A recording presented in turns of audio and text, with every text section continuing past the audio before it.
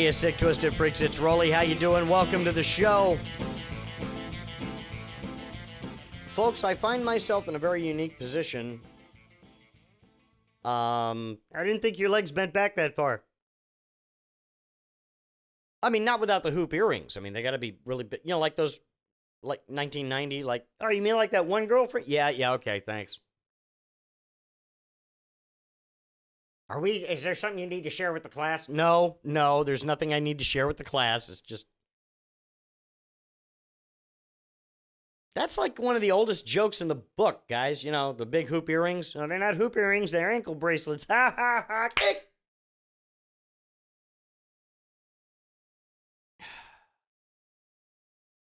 I bet him $5 you couldn't work that in. Okay, thanks. We're good. You pay the man and let's get on with it.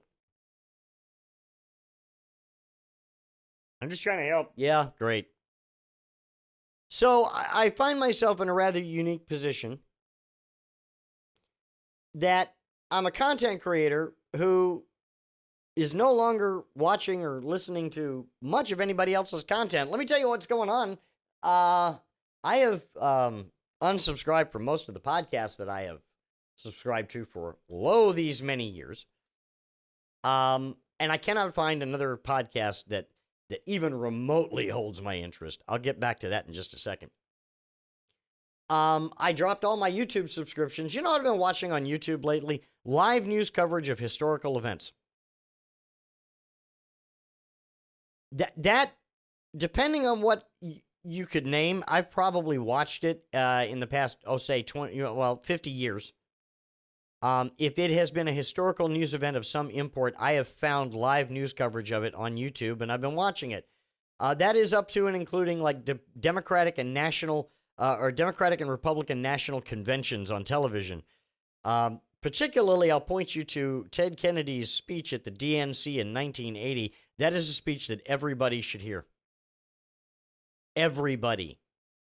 I don't care what side of the fence you're on. That is one of the greatest speeches I've ever heard in my life. I mean, so much so it stopped the convention for a half an hour, and they were wondering at the end of it if they had actually had had that speech before. There's something called a rules change or rules package that they have to vote on before they get to the voting of the delegates. And a rules package is whether or not the delegates are bound to who they say they're bound to. You've heard this story before in the past 10, 20 years, right? You know, Obama, Hillary, Bernie. You've heard this movie. And if they're unbound, then they can vote for whoever they want. And if Ted Kennedy had won that and then given that speech, or if it had happened the other way, he had given that speech and then they had the rule package vote, Ted Kennedy probably could have won the nomination in 1980 and beat Ronald Reagan. And what the fuck timeline would we be on now? Holy shit. I'm just saying, kids. And of course, the rest of it, like I said, historical live news coverage, JFK, RFK, Martin Luther King, Challenger, Columbia, Katrina, Laura from 2021, the JFK's Cuban Missile Crisis speech. I mean, the first Gulf War, the second Gulf War. There's one thing I'm definitely staying away from because I just don't need to see it again and again and again and again. And it's that I just can't stomach. I cannot live through 9/11 again. I can't do it. And I'm sure a lot of you are the same way. I can't watch that tower fall again. I just can't. It's somewhat in my mind. It's still raw. It really, I know it's been 20 years, but just to watch that's something that happened to all these things. A lot of them happened in my lifetime. The Reagan assassination, Challenger, Columbia, that's pure Gen X dead inside ground. Okay. And some of this stuff I can watch, some of the stuff I can't watch, And 9/11 is one of those things I can't watch. So there's that. But back to the original thing. I've gotten rid of a lot of the subscribed material that I've worked with or subscribed to for many, many years. I don't listen to any podcasts anymore, really. I don't have any YouTube because the YouTube stuff is the same. And I want to talk about the wider argument here. Everything is starting to sound and look the same. It's all wallpaper. Roger Waters had an interview years ago when he says, I don't watch MTV anymore. I don't watch MTV. It becomes wallpaper. It's in the background. There's nothing original about it anymore. And that's where I feel like where we are with new media content now. Everything sounds the same. Everything looks the same. Everything is true crime, docudrama, This American Life, NPR, even the rich type stuff, right? And yeah, and that's what happens when podcasting has become gentrified with large media companies. When they decided, hey, you know what, I can make a buck off this. They just came right in and they've got the high slick media production values and all that stuff, and they come in and they do that. And that's nothing wrong with that. That's the way of things. Once the marketing folks and the big media folks realized that podcasting could be big media content, that's exactly what they did. It's where we are right now that's the problem. And it is our fault. And it is because we are very cyclical and in what we like. If you don't believe me, I have 3 letters for you: MCU. We have had 10 years of Marvel movies. Prior to that, we had 7 Lord of the Rings movies. We had 7 or 8 Harry Potter movies. We had, James Bond, we've had 25 of those, right? We keep rebooting Batman. We keep, there are things we keep coming back to the same things. And once we find something that culturally the Hottentots say, we like that, the media folks beat that shit into the ground. They don't even beat the horse to death. They make paste out of it. And now you know where ivermectin comes from. What? I'm just saying that's us. That's on us. We've now had 20 plus years of reality television because they hit a formula that we said, hey, we like that. And then they said, okay, we'll crunch all you want. We'll make more. And now majority of TV that you see is reality TV, except for prime time. When we go to Chicago for 4 hours once a week, or NCIS, or CSI, or BVD, or MTV, or PDQ, it's... Yes? We like the formula. Over in Britain, there is a show called Death in Paradise. I love the show. I'm not going to slam it at all. Death in Paradise is great. And you know why it's one of the most popular shows on British television or anywhere else in the world? It's formulaic. It is block A, block C. They plug it in and do it. I have a joke about the Green Army Man. The Green Army Man is the little thing that's out of place in a Death in Paradise episode that the Time Lord detective, because now we're on number 4, they say that's odd, that's out of place, and he's the only one that seems to think it means anything, and everybody else is like, hey, look at the sergeant, he's not, the DS, he's out of his mind. I don't know what accent that is, just work with it. And at the end, the Green Army Man came into play, and he's the only one. This has been bugging me the whole time, this Green Army Man. There's always a Green Army Man. It's always a locked room mystery of some sort. It's how did this person die in a locked room? How did this skydiver die when nobody else was around? It's always some variation on that. Everybody has an alibi. And everybody loves it because not only is it the formulaic thing, people can figure it out. There's always a one-on-one interview. You can't think I did it, did you?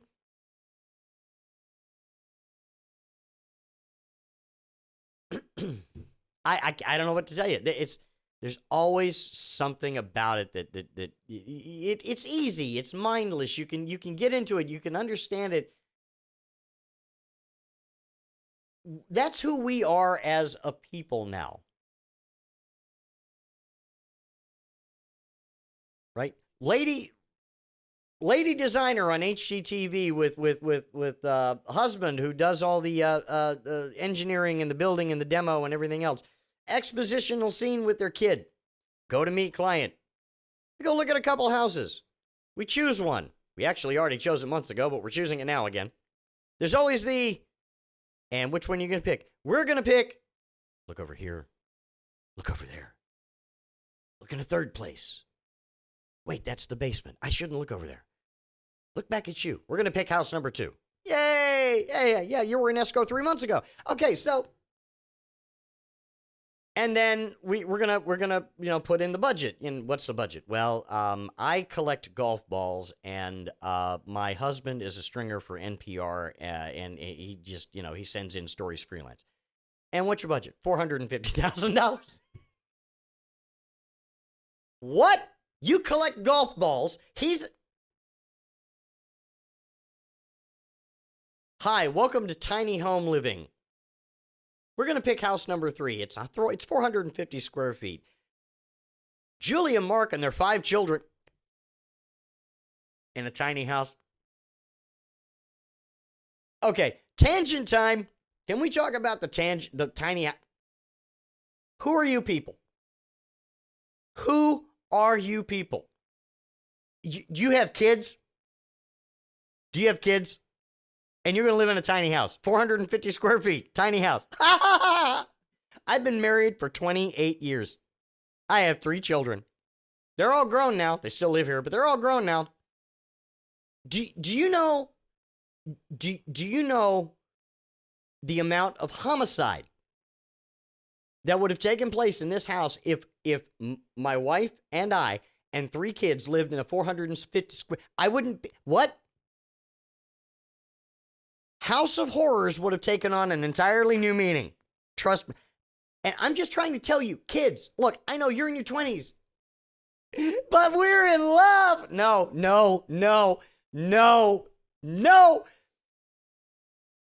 450 square foot, how tiny living. We're going to take a train car, right? This shipping container. I have a friend that I think is actually doing this. Okay. I know they're not having kids, but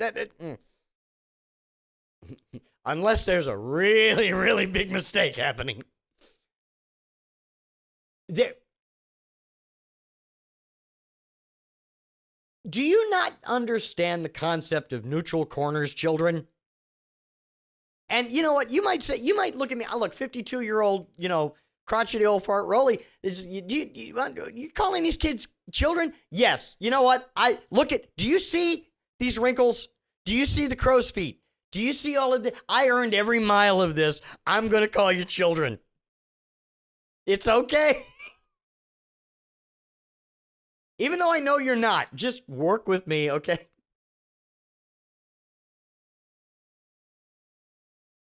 You have to understand the concept of neutral corners in a marriage. It must happen. This is the one thing that I couldn't get through my head for 20 years. And one day it just snapped. It just fell into place. It was like, you know what? This stops if I just go over here. If I just leave the room, if I just go do something else, if I do anything else, right? And you know what? She can go read a book. This isn't hard. There are a million of them in this house. She loves them. She can go upstairs. She can go anywhere else. She can read a book, right? I can go and, I don't know, this. I can do any one of a million things. But the point is that I am not looking at you and you are not looking at me, and this will not escalate further. In a 450 square foot house, that is a recipe for homicide, okay? Do you understand? But we'll live on love. No, you won't. You'll live on parole if you get it.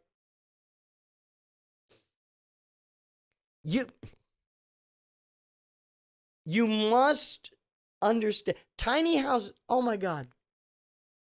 But it's the bills and the light and the carbon footprint. No, it's your sanity, sweetheart. Don't even. There's going to be a point in your life. Now, I understand houses are fluid, okay? 10 years from now, you could look at this place and go, what the fuck were we, who are you? How did you talk me? And that will be a sign of growth. Trust me on this. I have gone way far afield, but so we're going to reel it back into reality. Podcasting is the same thing as the Marvel Cinematic Universe, as Survivor and its children. We're on season 42 of Survivor. We're on season bajillion of the Kardashians. We're on the everything. It's all the same. Once we find something we like, or we tell them we like it, they bash the shit out of it, and that's what's happening in podcasting right now. Everything is docudrama, true crime, that kind of thing. And there's nothing raw and original anymore in podcasting. And I'm not knocking that. I'm just saying that's who we are now, right? We have a nation of tiny houses in podcasting.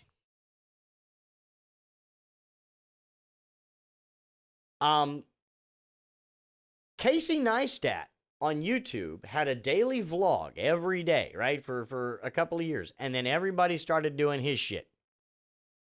Popular photographers started doing, the squad type stuff, the dope squad, like McKinnon and Matty Hoopla and all that.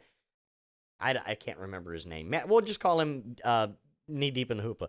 And all this stuff, everything looks the same. You have a nation in podcasting. There's the motivational / obscurely nod and a wink Christian bullshit that's out there. That the leadership management, the new age time productive everything. There's the highfalutin gurus that want to teach you how to podcast for the low price of anything over $500 and above. There's, I'm going to give you this free content, but I'm going to sell you something over here. And yeah, okay, that's fine. Check out my Patreon. But, it's all the same. And I've just gotten disillusioned with it. I've got a bad taste in my mouth right now. There's nothing raw. I remember the old days of YouTube when a guy named Boogie used to just get on with a microphone and just spew right at you, right? That's it. What happened? We don't like that anymore. People like me that just want to get on and spew at you, and we don't like that anymore. Well, you know what? Fuck you. This is what I'm doing. I can't. There's every reason in the world to change my shtick and be something else and do something else and like something else. I don't wanna, man. Okay? There's gotta still be a place for the independent fuck you and the horse you rode in on podcaster. That wants to look at what's in the news, or even not. Just talk to you. Hi, how's the wife? How's the aunt? How's the, how your panties? I don't know. Just work with me. Have you washed them? 6 months ago, were they white? Now are they something else? And if they were white, now they're something else. I hope they don't have patterns, because that's, oh God, I'm sick thinking about it. Do you guys, out in the back of your tiny house, do you have like a clothesline? Do you hang the kids there? I don't know. I don't know. I just don't know. I'm sick of the formulaic. I'm just sick of the formulaic. We like this, so here's a plateful. Crunch all you want, we'll make more. I don't want any more. I'm look, I like Death in Paradise. I said that. I like NCIS. I like CSI. I like MTV, PDQ, BVD. What? Okay. But when's enough enough? Can we have something original? Please? And I'm not saying it's me.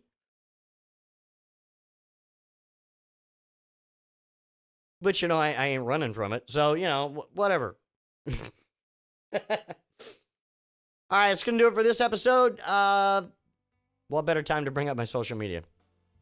Chris Rowley, KRISROLEY, one name if you please, on most places. The TikToks, the Twitters, the Instagrams, the things and the stuff. And the YouTube, I'm sure, probably. I have a YouTube. That's where the video's going, right?